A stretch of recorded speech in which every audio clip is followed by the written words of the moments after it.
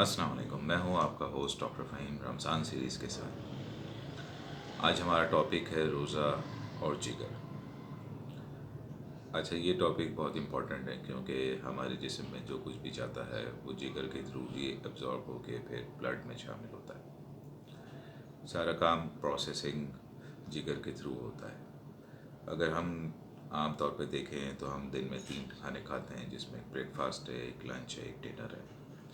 उसमें मॉडरेट खाना खाते हैं और तकरीबन हर चीज़ होती है हमारे खानों में। तेल भी है, कोलेस्ट्रॉल, ये प्रोटीन्स भी हैं, कार्बोहाइड्रेट्स भी हैं, जो कि हमारे खाने के मेन अज्जा होते हैं। बाकी मिनरल्स वगैरह अलग हैं। अच्छा, इसमें सबसे इम्पोर्टेंट बात यह है कि रमज़ान में जो हमारी डाइट चेंज हो जाती है। मोस्टली हम जो है 2 टाइम खा रहे होते हैं, जिसमें एक सहरी और एक अफ्तार होता है। और अफ्तार में हम ज़्यादा हेवी आइटम खाते हैं, जिसकी वजह से हमारे जिगर को ज़्यादा वर्क करना पड़ जाता है एक ही वक्त में। क्योंकि आम दिनों में हम 3 वक्त में खाना खा रहे होते हैं, 3 वक्त में हम अपनी चीज़ें जो है वो तकसीम कर लेते हैं, तो उसमें जिगर पे बैक वक्त लोड नहीं पड़ता।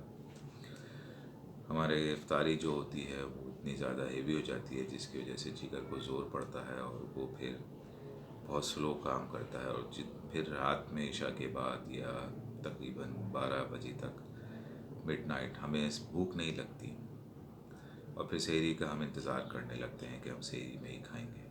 क्योंकि इंटरनली हमारी बॉडी इस चीज़ को डाइजेस्ट करने में मसरूफ़ होती है, तो वो इतनी कॉम्प्लिकेटेड चीज़ें हैं कि उसकी वजह से भूख का एलिमेंट हमारा मादूम हो जाता है या कम हो जाता है फॉर द टाइम बीइंग। तो अगर हम इसको थोड़ा सा अपने जिगर को इजी वर्कआउट दें तो ज़्यादा बेहतर है, कि जिसमें हम लेस ऑयली खाना खाएं और ऐसी चीज़ें खाएं कि जिससे जिगर पे काम करने में आसानी हो और फौरी चीज़ें ग्लूकोज बन जाएं, और उसमें फ़ैट कंटेंट्स कम से कम हो, और ऑयल बेस्ड चीज़ें कम से कम हो, तो फिर हमारे लिए आसानी है। मिसाल के तौर पे हम जैसे अगर हम थोड़ी बहुत ऑयली चीज़ें खा लेते हैं तो उसके साथ हम इसको डाइल्यूट करने के, इसको डाइजेस्ट करने के लिए एक शरबत जो हम इस्तेमाल करते हैं वो कलरफुल ड्रिंक के बजाय हम उसमें स्कंज बीन का इस्तेमाल करें, उसमें पुदीना डालते हैं, थोड़े से तुखमलंगा डालते हैं, तो उसकी वजह से ये जो हमारा फ़ैट कंटेंट है वो जल्दी को बर्न आउट हो जाएगा और कैटलिस्ट के तौर पर ये काम करेगा जिगर में जाके, तो जिसकी वजह से एक हेल्पर मिल जाएगा हमारे जिगर को। इसी तरह हम जो है अपने खाने की इफ्तारी की मिक़दार भी अगर थोड़ा सा कम कर दें तो जिगर पे लोड कम पड़ेगा, और फिर हमें मिडनाइट के आसपास थोड़ी भूख भी लगेगी, तो हमें वो खाना चाहिए।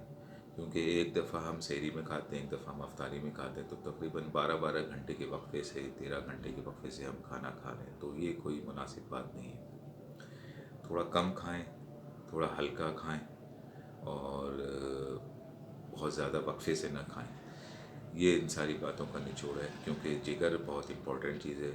उस पर लोड पड़ता है तो जिगर ख़राब होना शुरू होता है, जिसको आजकल फैटी लीवर कहते हैं। और 99.9% लोगों का देखें अल्ट्रासाउंड, उसमें फैटी लीवर आता है और लोग परेशान हो जाते हैं कि ये क्या हो रहा है। तो इसमें सिर्फ़ और सिर्फ हमने अपनी ग़िज़ाइयत का इस्तेमाल जो है वो मुनासिब रखना है, मुनासिब वक्त पे खाना खाना है और मुनासिब मिक़दार में खाना खाना है। तो ये 3 चीज़ें हैं। इंशाल्लाह इस पे थोड़ा सा वर्कआउट करेंगे तो चीज़ें बेहतर रहेंगी।